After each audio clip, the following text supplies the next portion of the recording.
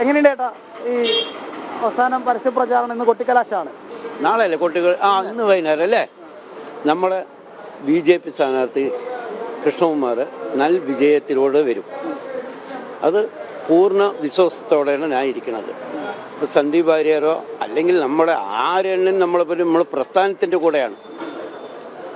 സുരേന്ദ്രനായിരിക്കുക, ശോഭ സുരേന്ദ്രനായിരിക്കുക, ആരാണെങ്കിലും നമ്മൾ പ്രസ്ഥാനത്തിൻ്റെ കൂടെയാണ്. നമ്മൾ ഈ മാർക്കറ്റിലുള്ളവരും അല്ലെങ്കിൽ നമ്മുടെ സമുദായത്തിൽപ്പെട്ടവരും പ്രസ്ഥാനത്തിൻ്റെ പിന്നാലെയാണ്. ഇന്ന് വരെ നമ്മുടെ കുടുംബപരമായിട്ടുള്ള വോട്ടുകളൊന്നും BJP വിട്ടിട്ട് വേറൊരു രാഷ്ട്രീയ പാർട്ടിക്ക് കിട്ടിയിട്ടില്ല. അത് ഇനി കിട്ടില്ല. സംഘം ഇന്ന് ആരാണ് നിശ്ചയിക്കണം, അവരാണ് നമ്മുടെ സ്ഥാനാർത്ഥി. പ്രചാരണത്തിൽ എങ്ങനെ ഇപ്പോൾ നല്ല ഗുണമായോ? അവസാന ഘട്ടത്തിലേക്ക് എത്തുമ്പോൾ മുന്നിട്ട് നിൽക്കും? അവരുടെ പ്രചാരണങ്ങൾ നല്ല രീതിയിൽ പൊക്കൊണ്ടേയിരിക്കുന്നുണ്ട്. അവരെങ്ങനെയെങ്കിലൊക്കെ പല ഭാഗങ്ങളിൽ കലഹങ്ങൾ ഉണ്ടാക്കാൻ നോക്കുന്നുണ്ട്.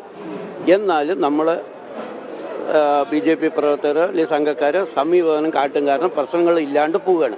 എന്തുകൊണ്ടാണ് BJP ജയിക്കണം എന്ന് ആഗ്രഹിക്കുന്നത് ആദ്യമായിട്ട്?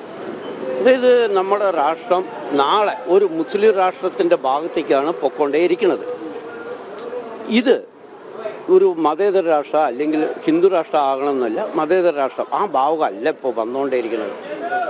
സൗഹാർദ്ദങ്ങൾ പൊക്കൊണ്ടേയിരിക്കുന്ന ഭാഗത്തേക്കാണ് നമ്മുടെ നാട് നീങ്ങിക്കൊണ്ടേയിരിക്കുന്നത്. അതിൻ്റെ ഉദാഹരണം എന്താണെന്ന് കേട്ട് പറഞ്ഞാൽ അതൊക്കെ കുറേ പറയാനുണ്ട്. ഇന്നലെ SDP-യുടെ വോട്ടൊക്കെ സ്വീകരിക്കുന്ന KC വേണുഗോപാൽ ഉൾപ്പെടെ പറഞ്ഞു. അവരത് പറയാണ്ടിരുന്നാലേ അത്ഭുതമുള്ളൂ. കാരണം ഈ കോൺഗ്രസ് എന്ന് പറയുന്നത് അവരില്ലെങ്കിൽ അവരും ഇല്ല, കോൺഗ്രസ് പറഞ്ഞത് ഇല്ല. അവരെന്ത് ഡിമാൻഡുകൾ എഴുതി കൊടുത്തോ അതിന് ഒപ്പുവെക്കല്ലാണ്ട് വേറെ വഴിയൊന്നുമില്ല. ഇനി അടുത്തത് നമ്മുടെ കേരളത്തിലെ ഈ നിയമസഭ, ഇനിയൊരു നിയമസഭ വരുമ്പോൾ ഈ പറയണ ലീഗുകാർ എത്ര സീറ്റ് മേടിക്കണം കേൾക്കണം നിങ്ങൾ നോക്കിക്കോളേ. ആരാണ് മുഖ്യമന്ത്രിയാകണമെന്ന് അവർ നിശ്ചയിക്കും. ഇവർ വെറും പാവയാണ്. ഇവരെ വെച്ചിട്ടുള്ള കളി നമ്മുടെ ഈ രാഹുൽ ഗാന്ധിയെ ചോക്കറാക്കി വെച്ച പോലെയുള്ള കളിയാണ്. ഏതായാലും കൃത്യമായി തന്നെ ഈ വർഗീയ പ്രചാരണം ഉൾപ്പെടെ ഇടത് വലത് മുന്നണികൾ നടത്തുന്നു. ഇങ്ങനെ പോവുകയാണെങ്കിൽ എന്തുകൊണ്ട് കൃഷ്ണകുമാർ വിജയിക്കണം എന്ന് ചോദിക്കുമ്പോൾ ആളുകൾക്ക് കൃത്യമായ ഉത്തരവുണ്ട്. അവർ പറയുന്നത് ഈ തെരഞ്ഞെടുപ്പിനെ സംബന്ധിച്ചിടത്തോളം ഈ തെരഞ്ഞെടുപ്പിൽ SDPI പോലുള്ള തീവ്രവാദ പ്രസ്ഥാനങ്ങളുടെ വോട്ട് മേടിക്കാൻ തങ്ങൾ തയ്യാറാണെന്ന് KC വേണുഗോപാൽ ഉൾപ്പെടെ നിലപാട് വ്യക്തമാകുന്നു. ഇങ്ങനെ പോവുകയാണെങ്കിൽ സമൂഹത്തെ, ഈ മതേതര സമൂഹത്തെ മുഴുവൻ ഇല്ലായ്മ ചെയ്യുന്ന തരത്തിലേക്ക് കാര്യങ്ങൾ പോകും. അവരുടെ ആവേശം ഒന്ന് എഴുതട്ടെ. രണ്ടാളെന്നാണ് നമ്മൾ വളർന്നിരിക്കുന്നത് ഇവിടെ. അന്ന് സാമ്പാവ് വളർത്തിയ ദീപം, ദീനജയ വളർത്തിയ ദീപം തലമുറ നമ്മൾ സൂക്ഷിക്കുന്ന പറയണേ. ഇന്ന് പന്തലിച്ചു. 2 പോയിട്ട് പാർലമെന്റ് പ്രധാനമന്ത്രി നരേന്ദ്രമോദിയാണ്. ഉള്ളവരെ നമ്മൾ തളരില്ല. നമ്മളെ പ്രസ്ഥാനമാണ്. കേരളം പിടിക്കും, ബംഗാൾ പിടിച്ചില്ലേ, ത്രിപുര പിടിച്ചില്ലേ, ഒക്കെ നമ്മളിപ്പോ നമ്മൾ എത്ര സംസ്ഥാനം ഭരിക്കണു. അപ്പൊ ഗുജറാത്തെ കാര്യം ഒക്കെ നമ്മുടെ കയ്യിലാണ്. ഇനി കേരളം വരും. സുരേഷ് ഗോപി വന്നുകൊണ്ടായില്ല, നമ്മൾ പാലക്കാട് പിടിക്കണം. കൃഷ്ണകുമാർ വരും. പിന്നെന്താ, നമ്മൾ താമര വിരിയിപ്പിക്കും. പാർലമെന്റിൽ അസംബ്ലിയോട് ചോദിക്കാനാണ് അയക്കണത്. ചേട്ടാ, ഈ സന്ദീപ് വാര്യർ കോൺഗ്രസിലോട്ട് പോയത് എല്ലാം അവരെ ആഘോഷിക്കുകയാണ്. വലിയ ആഘോഷിക്കട്ടെ. ബഹളാവും, വിജയിക്കില്ല. ഒരു സന്ധ്യാവാരം കൊണ്ട് നമ്മൾ തളരുമോ? കോൺഗ്രസ് കൊടുത്താൽ അങ്ങോട്ട് പോയി, സന്ധ്യാവാരം ഇങ്ങോട്ട് പോയി. അതുകൊണ്ട് പാർട്ടി ഒന്നും തളരാൻ പോകില്ല. BJP തളരൂല. മൂത്താന്തരയിൽ ആരും സന്ധ്യാവാരുടെ കൂടെ പോവില്ല.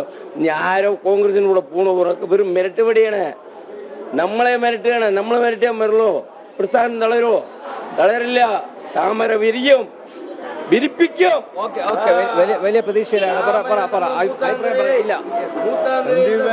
പോയത് പ്രശ്നമൊന്നും ഉണ്ടാവില്ല. മൂപ്പർക്കൊന്ന് ആലോചിക്കായിരുന്നു. പ്രസ്ഥാനമാകുമ്പോൾ ചില അകൽച്ചകളൊക്കെ ഉണ്ടാവും. നോക്കി ചെയ്താൽ മതിയായിരുന്നു. കോൺഗ്രസിൽ കരുണാകരന്റെ മകനെ നോക്കാൻ ശ്രദ്ധിക്കാൻ നേരമില്ല അവർക്ക്. ഇപ്പൊ ഇയാളെ ശ്രദ്ധിക്കോ? സന്ദീപ് വരെ ശ്രദ്ധിക്കോ? ഒരിക്കലും ശ്രദ്ധിക്കില്ല. സന്ദീപ് എന്ത് പ്രതീക്ഷയായിരിക്കും പോയത്? സന്ദീപിന് ഇപ്പൊ നിങ്ങൾ പാർട്ടി സ്ഥാനം, അടുത്ത അസംബ്ലി ഇലക്ഷന്റെ നിയമസഭാ ഇലക്ഷൻ സീറ്റ് കിട്ടുന്നൊക്കെ അവിടെ പോയിരിക്കണം. അത് ഒരിക്കലും പ്രതീക്ഷിക്കണ്ട. കോൺഗ്രസിൽ നിന്ന് ഒരു കാര്യത്തിനും കിട്ടാൻ പോകില്ല. ഈ പറഞ്ഞതെല്ലാം വിഴുങ്ങേണ്ടി വരും. അതൊക്കെ ഇപ്പോഴത്തെ ഓരോ ഇലക്ഷൻ കഴിഞ്ഞാൽ സന്ദീപ് വരെ എടുക്കാത്ത ചവറാവും കോൺഗ്രസിൽ. ഇതിനെക്കാട്ടും പ്രശ്നങ്ങളായിരിക്കും അവിടെ എടുക്കാച്ചിറക്കാവും. ഏതായാലും ഈ വളരെ പ്രധാനപ്പെട്ട ഒരു കാര്യം എന്നുള്ളത്, ഈ കഴിഞ്ഞ ദിവസം KC വേണുഗോപാൽ SDP-യുടെ ഉൾപ്പെടെ വോട്ട് സ്വീകരിക്കുമെന്ന് ഒരിടത്ത് പറയുന്നു. മറ്റൊരിടത്ത് KC വേണുഗോപാൽ അവിടെ നിന്നും മഹാരാഷ്ട്രയിൽ നിന്ന് പെട്ടെന്ന് പാലക്കാട്ടേക്ക് എത്തി ഒരു പ്രസ് മീറ്റൊക്കെ വിളിച്ച് ഇവിടുത്തെ നഗരസഭാ ഭരണത്തെ തന്നെ ഈ സന്ദീപ് വാര്യർ വന്നതിന് പിന്നാലെ പാലക്കാട്ട് നഗരസഭ BJPയുടെ ഭരണത്തെ തന്നെ അട്ടിമറിക്കാൻ പോകുന്നു എന്നൊക്കെ പറയുന്നു. അതിനൊരു ചാനലിന്റെ ഉൾപ്പെടെ ചാനൽ ഇന്നലെ പത്രസമ്മേളനത്തില് 3 കൗൺസിലർമാരെ BJP കൗൺസിലർമാരെ അവരെ അവതരിപ്പിക്കും എന്നായിരുന്നു ഒരു പറഞ്ഞത്. ചാനൽ അവതാരകനും അതിന് കൂട്ടുനിന്നു എന്നുള്ളതാണ് കെ സുരേന്ദ്രൻ ആരോപിക്കുന്നത്. വലിയ ആക്ഷേപമുണ്ട്. മാത്രമല്ല ഈ മേലാമുറി മാർക്കറ്റ് ഇവിടെ ആണ് ശ്രീനിവാസൻ അദ്ദേഹത്തെ SDPI തീവ്രവാദികൾ വെട്ടിക്കൊലപ്പെടുത്തിയത് ഇവിടെയാണ്, പട്ടാപ്പകൽ കൊലപ്പെടുത്തിയത്. അപ്പോൾ ഇവിടെയുള്ളവർ പറയുന്നത് ഈ വീരബലിദാനികളുടെ പേര് പറയുന്നു, അത് മിസ്യൂസ് ചെയ്യുന്നു. വീരബലിദാനികളുടെ പേര് മിസ്യൂസ് ചെയ്യുന്നു, അവരുടെ പേരിൽ വോട്ട് തട്ടാനുള്ള ശ്രമം ഉണ്ട്. പക്ഷേ വീരബലിദാനികളെ നെഞ്ചിലേറ്റുന്നുണ്ടെങ്കിൽ സന്ദീപ് വാര്യരെ പോലുള്ള ഒരു നേതാവ് ഒരിക്കലും കോൺഗ്രസ് പാളയത്തിലേക്ക് പോവുമോ? എന്തുണ്ട് സാധ്യത?